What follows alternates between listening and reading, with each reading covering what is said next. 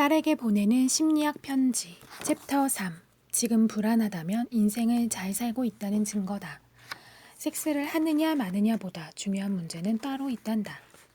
딸과 섹스에 대한 이야기를 나눈다는 것. 세상이 많이 자유롭고 개방적인 분위기로 바뀌었다고는 하지만 성에 대해 솔직하게 이야기를 나누는 모녀가 아직도 많지는 않을 것 같구나. 그래도 진료실에서 섹스 때문에 고민하는 여러 여성들을 만나면서 섹스란 누구나 꼭 생각해 봐야 할 문제라는 걸 새삼 깨달았단다. 그래서 오늘은 내게 그 이야기를 해보려고 한다. 요즘 20대 여성들은 섹스에 대한 고민을 망설임 없이 털어놓기도 하는데 그들은 내게 곧잘 묻는다. 지금 연애 중인데 성관계는 언제쯤 갖는 게 좋나요? 그럴 때 나의 대답은 하나다. 몸과 마음이 준비됐을 때요. 동시에 섹스에 대한 정의를 가질 것도 주문한다. 우리나라에서도 인기가 많았던 미국 드라마 섹스 앤 더 시티만 봐도 4명의 주인공들은 섹스에 대해 각기 다른 정의를 가지고 있다. 샬롯은 남편과 떨어져 있기로 한 캐리에게 어떻게 떨어져 지내? 결혼은 매일 잠자리를 함께 해야 하는 거야 라고 조언을 해준다. 그녀에게 섹스는 부부관계를 유지시켜주는 둘만의 우주에서 치러지는 월식이다. 반대로 개방적인 사만다는 여자가 남자를 통제할 수 있는 최고의 공간은 침대야 라고 한다. 그녀에게 섹스는 자신의 가치를 확고하게 해주는 활동인 셈이다. 이렇게 샬롯의 사랑이 있고 사만다의 사랑이 있는 것처럼 우리도 나름대로 사랑과 섹스에 대한 정의를 세워둘 필요가 있다. 섹스를 하자고 조르는 남자, 확신이 안 서는 여자. 친밀함과 섹스는 서로 필요 충분 조건일까? 아니면 별개의 것일까? 흔히 여자들은 사랑하는 사람하고만 섹스를 나눌 수 있다고 이야기한다. 사랑이 먼저고 섹스는 나중이어야 하는 것이다. 반면 남자들은 개사랑과 섹스는 별개라고 한다. 사랑하지 않더라도 충분히 섹스를 할 수 있다고 생각한다. 보통 성관계를 주도하는 쪽도 남자인 경우가 많다. 이 과정에서 남자들은 자연스럽게 성에 대해 주체성을 갖게 되지만 여자들은 남자의 제안을 받고 결정하는 입장이다 보니 수동적이 되어 주체성을 갖기가 힘들다.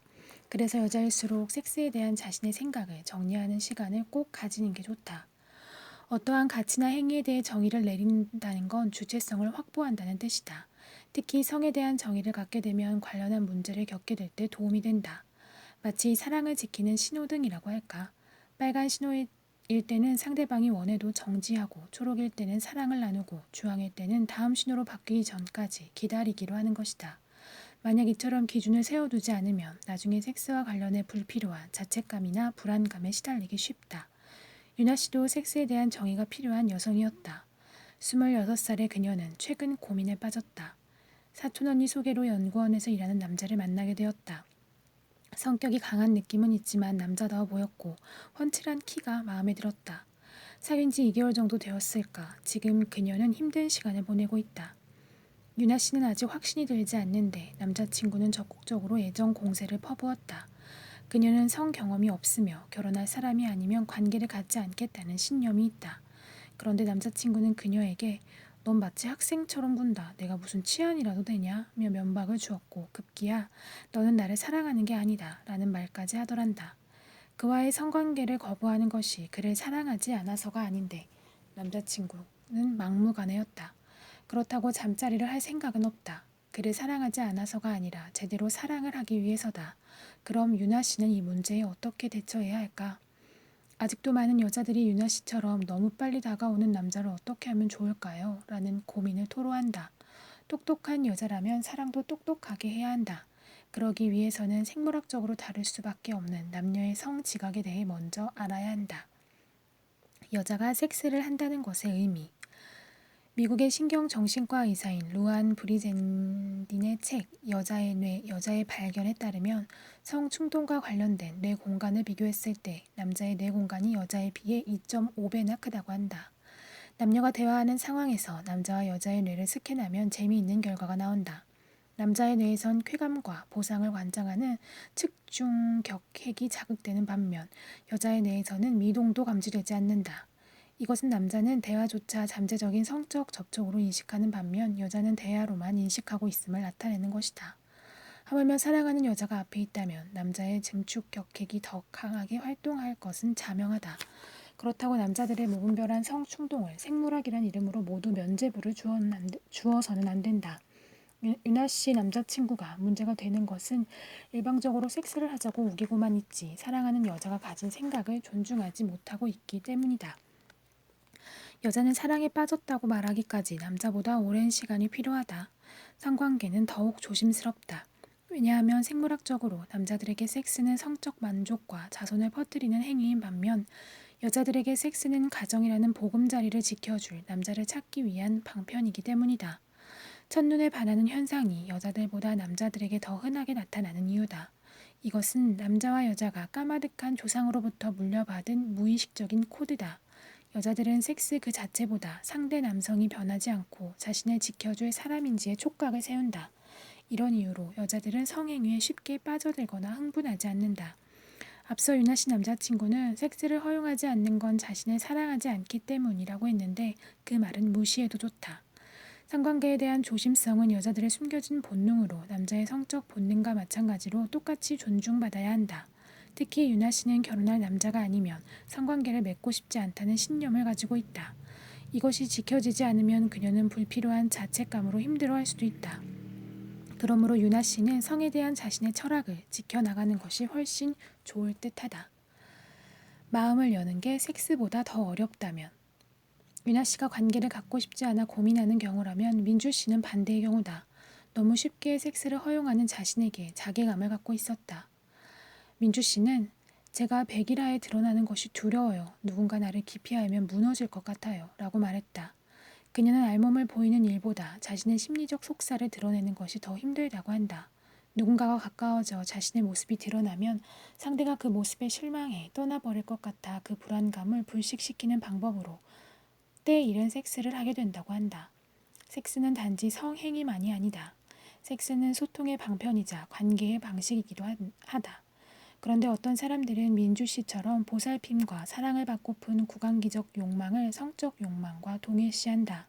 상대를 잡아두기 위한 수단으로 성행위에 몰입하거나 정서적 허기와 의존 욕구를 채우려 성에 굴복하는 것이다. 그들은 섹스에 매몰되어 있는 듯 보이지만 사실은 사랑하는 사람과의 친밀한 관계에 집착한다. 하지만 번번이 그의 실패에 고통스러워한다. 그런데 진료실에서 만난 사랑 때문에 아파하는 여성들에게는 한 가지 공통점이 있다. 상처의 출처를 쫓다 보면 그녀들의 어머니와 만나게 된다는 점이다. 섹스도 마찬가지다. 여자가 섹스를 혐오하거나 또는 그 반대인 경우를 보면 남성보다 어머니와의 관계에서 생긴 상처가 원인이 된 사례가 많았다. 민주 씨도 마찬가지였다. 그녀는 어린 시절 감정의 기복이 심한 어머니의 눈치를 봐야 했고 잦은 욕설과 체벌을 당했다고 한다. 그로 인해 그녀에게는 타인과 가까워지는 데 대한 내재적 공포가 생기게 되었다. 섹스는 거리낌 없이 나누면서도 사랑은 제대로 시작하지도 못하는 심리적 장벽은 관계 불능의 문제에서 온다. 영국의 정신분석가인 존 볼비는 우리가 어린이 된 후에 맺는 관계는 유아기 때의 경험으로부터 많은 영향을 받는다고 했다. 어린 시절 자신을 보살펴준 대상, 대개는 엄마인데 엄마가 유아에게 보인 상호작용에 따라 아이는 사랑의 모형을 짓고 어른이 되어서는 그 모형에 따라 인간관계를 만든다. 이때 엄마로부터 믿음직한 반응을 경험한 아이는 안정적인 애착 유형을 갖는다. 반면 그렇지 못한 아이는 불안정하거나 회피적인 방식의 애착 행동을 보이게 된다. 민주 씨 마음 깊은 곳에는 어머니 기분을 살펴야 하는 불안에 떠는 아이가 있었다. 몸은 엄마에게 대응할 수 있을 만큼 성장했지만 마음속 아이는 여전히 떨고 있었다. 그런 민주 씨를 대할 때마다 참으로 안타까웠다. 섹스 때문에 고민하는 딸들에게 해주고 싶은 말. 프랑스의 소설가 파스칼 레네가 얀 베르메르의 그림에서 제목을 따서 쓴 레이스 뜨는 여자라는 소설을 아는지 여주인공 뽐무는 프랑수아라는 남자와 사랑에 빠져 동거까지 하지만 둘은 신분 격차와 소통의 문제로 헤어지게 된다. 소설에는 그들이 사랑을 나누는 장면이 나오는데 그녀는 밤마다 그러기라도 하는 사람처럼 서두르지 않고 스스로 옷을 벗었다. 그녀는 바지의 주름을 잡아서 의자 등받이에 걸어놓았다 라고 적고 있다. 침대에서 스스로 옷을 벗는 뽐무. 그녀를 당돌하다고 말하는 사람도 있겠지만 나는 뽐무에게서 민주 씨의 마음속에 사는 아이를 보았다. 연인 앞에서 그것도 첫 경험에서 스스로 옷을 벗는 여자의 심리는 뭘까? 그건 성인인 뽐무가 아니라 불안한 내면 아이가 시킨 건 아니었을까? 소설에서 뽐무의 어머니 역시 남자의 뜻대로 몸을 내주는 여성으로 나온다. 뽐무는 그런 어머니에게 아무런 반항도 하지 못한다. 태어나서 한 번도 나는 누군가로부터 무한한 사랑을 받을 만한 사람이야 라는 감정을 느껴본 적이 없는 뽐무. 그래서 그녀는 사랑받을 수 있는 기회가 왔음에도 자신을 타인이 욕망하는 대상으로밖에 둘 수 없었다. 뽐무와 같은 유형은 우리 주변에도 많이 있다. 민주 씨만 해도 그렇다. 그녀를 따뜻하게 안아준 사람이 있었다면 그녀도 섹스보다 대화를 먼저 하지 않았을까. 남자가 그녀의 몸만이 아닌 그녀의 취미, 친구, 학창시절, 서랍 속의 추억에도 관심이 있다는 걸 알았다면 과연 어땠을까. 나는 민주 씨에게 하루에 한 편씩 자신에게 칭찬 일기를 쓸 것을 권했다.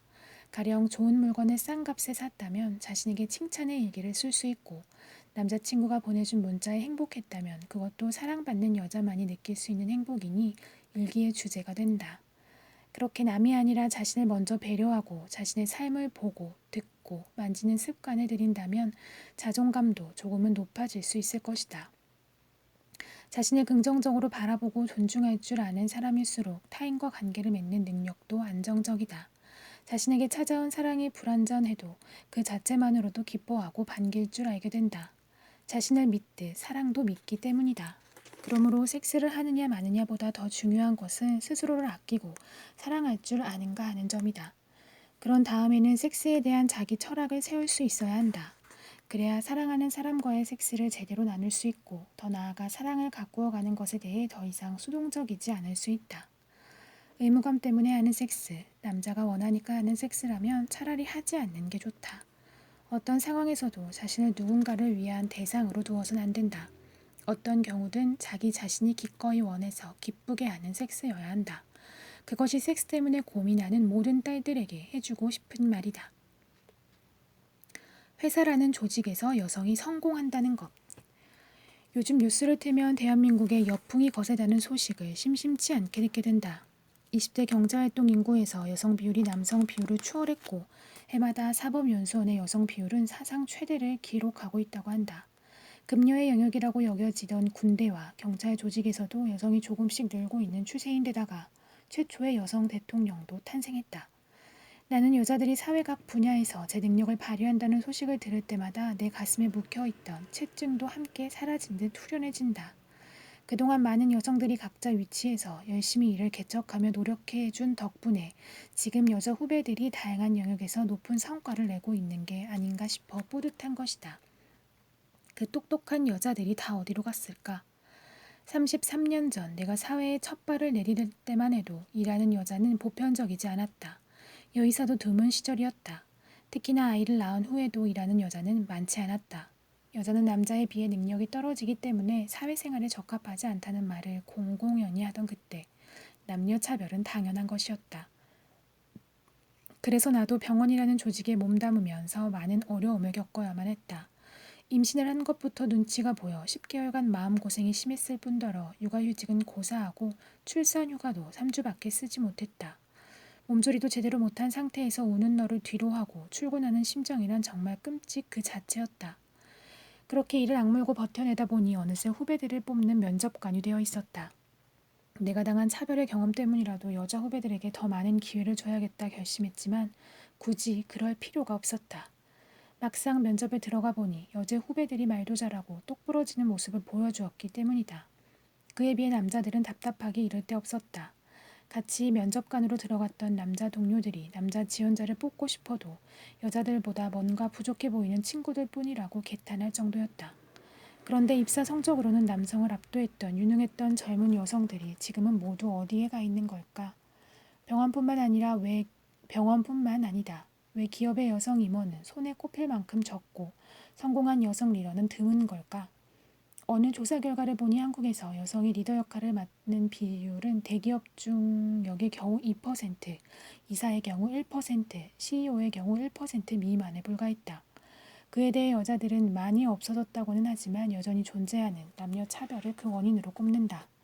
훌륭한 스펙을 쌓아 좋은 회사에 입사해도 승진 과정에서 남자 동료에게 밀리기 일쑤란다. 이래서도 야무지다는 소리를 듣고 늘 똑똑하다는 칭찬을 받아왔는데 보이지 않는 유리 천장에 부딪히면 어쩔 수 없다는 자괴감이 그녀들을 짓누른다. 자기보다 실적도 낮고 어눌한 남자 동료가 더 빨리 승진 가도를 달리는 모습을 보고 있노라면 기가 막힌다는 것이다. 게다가 여자에게는 집안일과 육아라는 포기할 수 없는 역할들이 한꺼번에 쏟아진다. 일하는 엄마들이 당면해야 하는 심리적, 사회적 이슈는 분명 여성의 핸디캡이다. 이는 우리 사회가 함께 풀어가야 할 중요한 과제다. 하지만 단지 이것만이 이유는 아닌 것 같았다. 언젠가 한 대기업의 남자 임원으로부터 조직의 여성의 비율이 30%를 넘으면 계모임이 된다는 혹평을 들었다.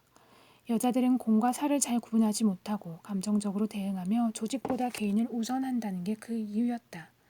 순간 화가 나 반박하고 싶은 것도 많았지만 그의 지적에는 어쩌면 여자들이 놓치고 있는 게 있을지도 모른다는 생각이 들었다.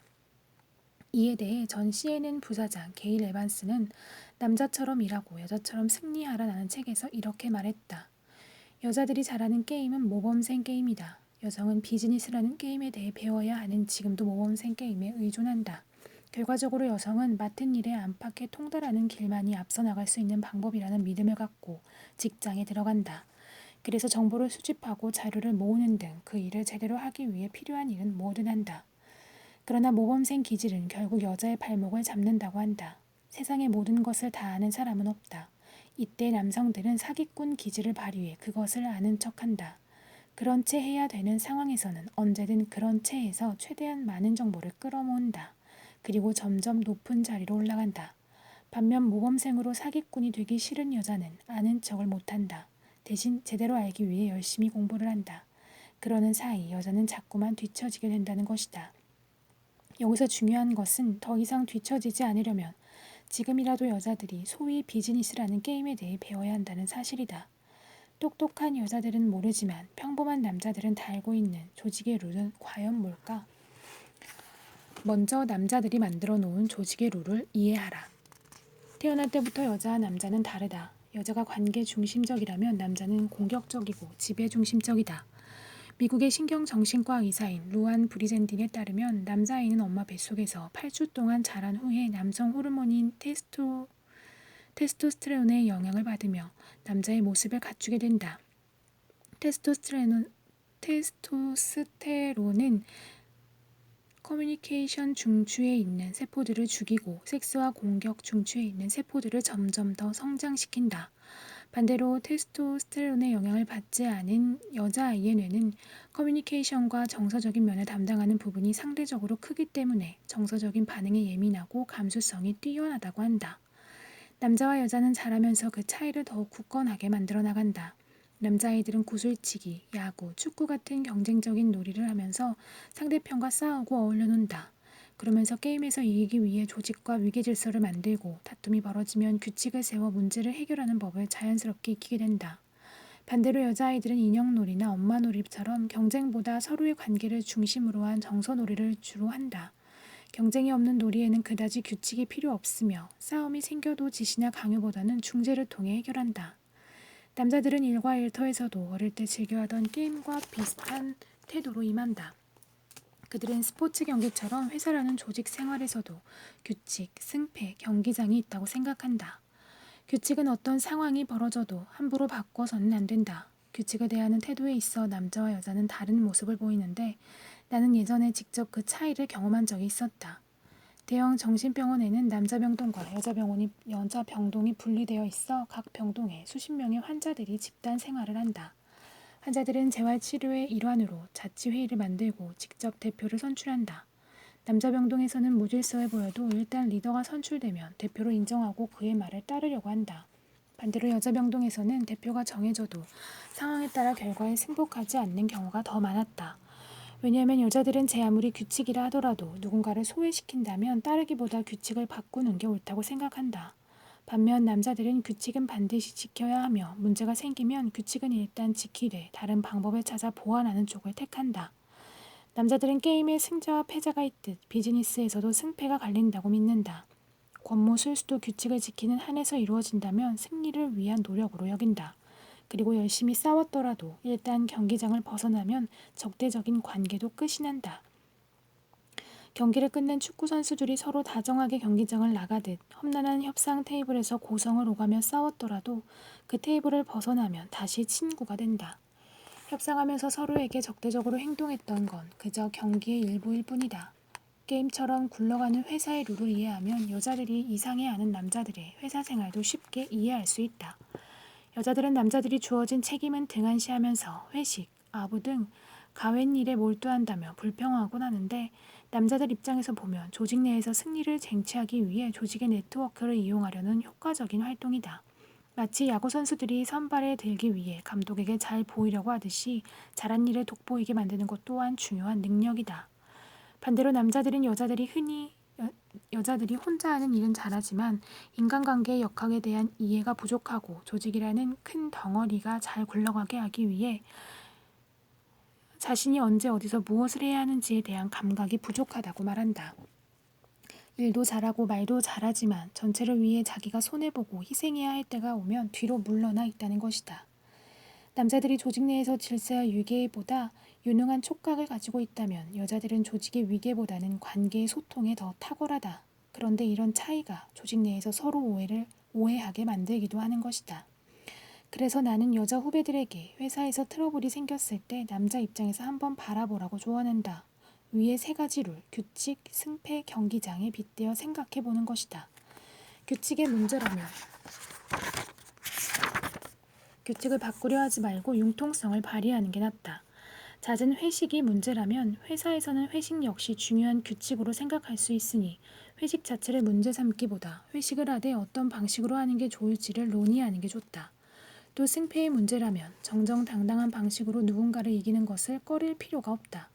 마지막으로 회사라는 경기장에서 경기와 직접적으로 관련된 게 아니라면 중요한 일로 여겨지지 않을 수도 있다는 점을 염두에 두라.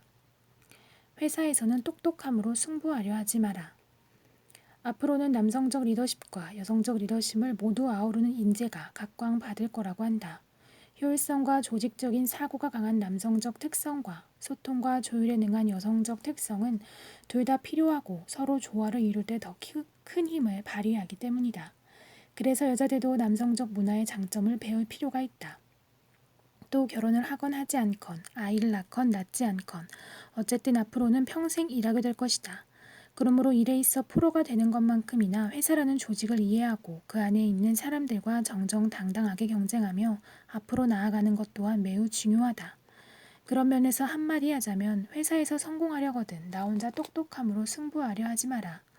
회사가 발전하는 것은 똑똑한 개인 때문이 아니라 회사라는 조직이 하나가 되어 생산적으로 잘 작동했기 때문이다. 그러니 아무리 자신이 똑똑해도 그것을 내세우기보다 조직 전체가 협업의 시너지를 발휘하도록 기여해야 한다. 정말 현명한 사람은 2% 부족한 듯 허름해 보이나 속으로 단단한 사람이다. 상대방을 긴장시키거나 방어기제를 자극하지 않는 허허실실의 사람 말이다. 그들은 상대로 하여금 쉽게 마음의 빗장을 풀도록 만든다. 그래서 많은 사람들을 자신의 편으로 만든다. 딸아, 나는 네가 진정한 성공을 바란다면 그 길을 다른 사람들과 더불어 갔으면 좋겠다. 그래서 똑똑함을 드러내기 위해 애쓰기보다 다른 사람들과 함께 가는 법을 고민하는 사람이 되었으면 한다. 함께 가는 것은 힘들지만 그럴 때 네가 더 멀리 갈 것을 믿어 의심치 않기 때문이다.